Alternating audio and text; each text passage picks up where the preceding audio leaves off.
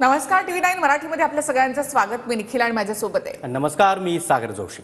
महायुतीच्या आमदारांच्या मंत्र्यांचा अर्ध्या तासामध्ये आता शपथविधी सोहळा सुरू होणार आहे। राजभवनातील स्टेजवर मंत्र्यांसाठी 39 खुर्च्या त्या ठिकाणी राखीव ठेवल्या आहेत आणि अर्थातच 39 मंत्र्यांचा शपथविधी सोहळा आज पार पडणार आहे। यामध्ये भाजपचे 19, शिवसेनेचे 10 तर राष्ट्रवादी काँग्रेसच्या 9 आमदारांना आतापर्यंत फोन गेल्याची माहिती आहे।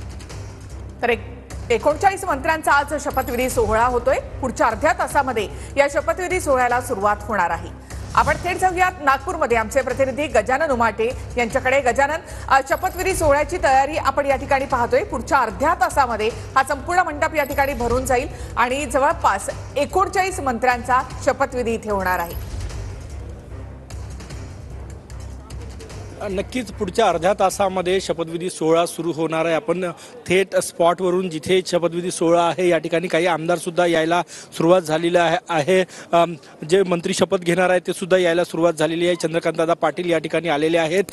महाराष्ट्राचे मुख्यमंत्री देवेंद्र फडणवीस थोड्याच वेळात या ठिकाणी राजभवनवर दाखल होणार आहे। त्यानंतर अजितदादा पवार आणि एकनाथ शिंदे हे दोन्ही उपमुख्यमंत्री येणार आहे। ज्यांना शपथ घेण्यासाठी फोन आला ते 39 आमदार थोड्याच वेळात या ठिकाणी दाखल होईल। आपण दृश्य या ठिकाणी बघू शकतो। या ठिकाणी 39 खुर्च्या ज्या आहेत त्या लागलेल्या आहे, ज्यावर याचा अर्थ असा होतो की 39 आमदार महायुतीचे या ठिकाणी शपथ घेणार आहेत। पहिल्या रो मध्ये 20 खुर्च्या आहे, मागच्या रो मध्ये त्या ठिकाणी 19 खुर्च्या लागलेल्या आहे। रवींद्र चव्हाण या ठिकाणी दाखल झालेले आहे, त्यांचं मंत्रिपदासाठी नाव नाही।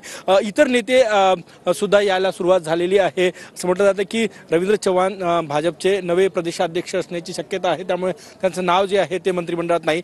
प्रमुख जे निमंत्रित पदाधिकारी आहेत, आमदार आहेत, त्यांना या ठिकाणी बोलवलं जात आहे। येण्याची सुरुवात सुद्धा झालेली आहे। परत एकदा स्टेजचे दृश्य मी तुम्हाला दाखवतो। 39 खुर्च्या त्या ठिकाणी लावलेल्या आहे ना। ऐतिहासिक सोहळा 1991 नंतर पहिल्यांदा नागपुरात शपथविधी होतोय। नागपूरचे सुपुत्र मुख्यमंत्री आहे आणि नागपुरात हा दुग्ध शर्करा योग आपल्याला म्हणता येईल की नागपुरात शपथविधी सोहळा होतोय।